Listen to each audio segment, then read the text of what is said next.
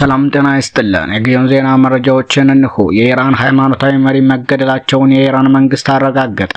አዲስ መሪ ተተክቷል። የኢራን ጠቅላይ መሪ ካሚኔ መገደላቸውን ተከትሎ የእሳቸው ልጅ ሙጅታባ አሊ ካሚኔ አባቱን ተክተው ስልጣኑን ተረክበዋል። ኢራን በአሜሪካ ለተገደለው ጠቅላይ መሪ ለ7 ቀናት የእረፍት ጊዜ እንዲሁም 40 ቀናት የሀዘን ቀን አውጃለች። ላለፉት 48 ዓመታት በሃይማኖት መሪ የበላይነት የምትመራውን ኢራንን ለ36 ዓመታት የመሩት የአያቶላ አሊ ኻሜኒ በቤታቸው እንዳሉ በትናንትናው ዕለት የእስራኤል አሜሪካ ጥምር ጥቃት ሳያገኛቸው እንዳልቀረ ሲዘገብ ነበር። ንጋቱ ላይ በመሪው መገደል ላይ የሀገሪቱ መንግስት ማረጋገጫ ሰጥቷል። በዚህም በኢራን የ40 ቀን ብሔራዊ ሀዘን ታውጇል። የኢራን መንግስት የሀገሪቱ ከፍተኛ መሪ አያቶላ አሊ ኻሜኒ መገደላቸውን በይፋ ማረጋገጡን የሀገሪቱ የመገናኛ ብዙሃን አረጋግጠዋል ዘግበዋል። የኢራን መንግስት በከፍተኛ መሪዋ ሞት ምክንያት ለ40 ቀናት የሚቆይ ብሔራዊ ሀዘን ወቅት አውጃለች። ይህ ክስተት በመካከለኛው ምስራቅ ያለውን ውጥረት ወደ ከፋ ደረጃ ሊያሻግረው እንደሚችል ስጋቶች እየተደመጡ ነው። ሌላው ዱባይ በጦርነት እሳት ውስጥ ናት። የኢራን ሚሳኤሎች የዱባይን ሰማይ አናወጡት።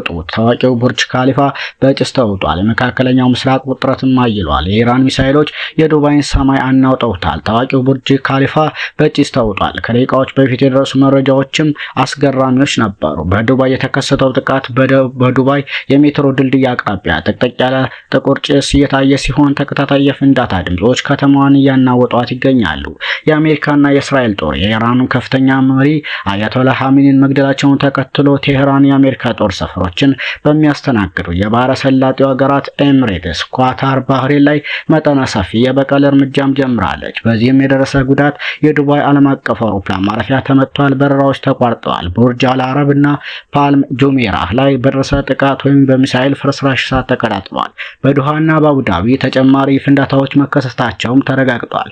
የአየር ክልሎች በመዘጋታቸው ከ1000 በላይ በረራዎች ተሰርዘዋል። በመቶ ሺዎች የሚቆጠሩ መንገዶችም ተዘግቶባቸዋል። በጥቂት ሰዓታት ውስጥ የቅንጦት ገነት የነበረችው ቀጠና ወደ ጦር አውድማነት ተቀይራለች። ሁኔታው በከፍተኛ ፍጥነት እየተባባሰም ይገኛል። በተያያዘም የኢራን የመከላከያ ሚኒስትርና የአርጂሲ አዛዥ በእስራኤል ጥቃት መገደላቸውም ተዘግቧል። እንደ አውሮፓውያን አቆጣጠር የካቲት 28 ቀን 2026 በኢራን ወታደራዊ አመራር ላይ እጅግ ከፍተኛ ድብደባ ማረፉ የተለያዩ ዓለም አቀፍ ዜና ምንጮች ዘግበዋል። የኢራን መከላከያ ሚኒስትር አሚር ናሲር ራዝዴህ እና የሰላማዊ አብዮታዊ ጥበቃ ኮርፕስ አዛዥ መሐመድ ፓክቱር በእስራኤል የታለመ ጥቃት ሳይገደሉ እንዳልቀሩ ምንጮች ገልጸዋል። ይህ እርምጃ አሜሪካና እስራኤል በኢራን ወታደራዊና የኒኩሌር ተቋማት ላይ የጀመሩት የተቀናጀ ዘመቻ አካል እንደሆነ ተገልጿል። ከዚህ ቀደም የተገደሉትን የጦር ኃይሎች ጠቅላይ ኢታማዦር ሹም መሐመድ ባገሪን ጨምሮ እንደ አሊ ሻምካኒ ያሉ ሌሎች ከፍተኛ ባለስልጣናትን በጥቃቱ መመታታቸው ተነግሯል። እስካሁን ድረስ ከኢራን መንግስት በኩል የተሰጠ ይፋዊ ማረጋገጫ ባይኖርም ሁኔታው በአሁኑ ሰዓት እጅግ የተለዋዋጭ በመሆኑ ተጨማሪ መረጃዎች እየደረሱም ይገኛሉ። ይህ ጥቃት ከተረጋገጠ የኢራን ወታደራዊ መዋቅር ከፍተኛ አመራር ክፍተት ይገጥማል ተብሎም ይገመታል። ይህ በእንዲህ እንዳለ ፕሬዝዳንት ዶናልድ ትራምፕ ኢራን ለተሰነዘረው ስላሰበችው ጥቃት በሰጡት ምላሽ ኢራን ጥቃት ብትሰነዝር ከዚህ ቀደም ታይቶ በማይታወቅ መልኩ እንመታቸዋለን ሲሉ ዝተዋል። ፕሬዝዳንቱ አክለውም ኢራን ጥቃት ከመሰንዘር እንድትቆጠብም አሳስበዋል። ፕሬዝዳንት ትራምፕ ለኢራን ጠንካራ ማስጠንቀቂያ ሰጥተዋል።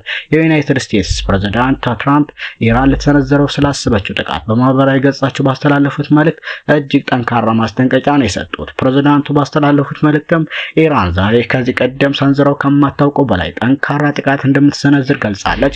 ቢሆንም ግን ይህን ባያደርጉ ይሻላቸዋል። ምክንያቱም ይህን ካደረጉ ከዚህ ቀደም ታይቶ በማይታወቅ ኃይል እንመታቸዋለንም ብለዋል። በመካከለኛው ምስራቅ ያለው ውጥረት ከፍተኛ ደረጃ ላይ በደረሰበት በዚህ ወቅት የፕሬዝዳንቱ መግለጫ አሜሪካ ለማንኛውም ጥቃት የምትሰጠው ምላሽ እጅግ የረቀቀና ብርቱ እንደሚሆን አመላካች ነውም ተብሏል። ሰሞነኛ መረጃዎች እነኚህን ይመስሉ ነበር።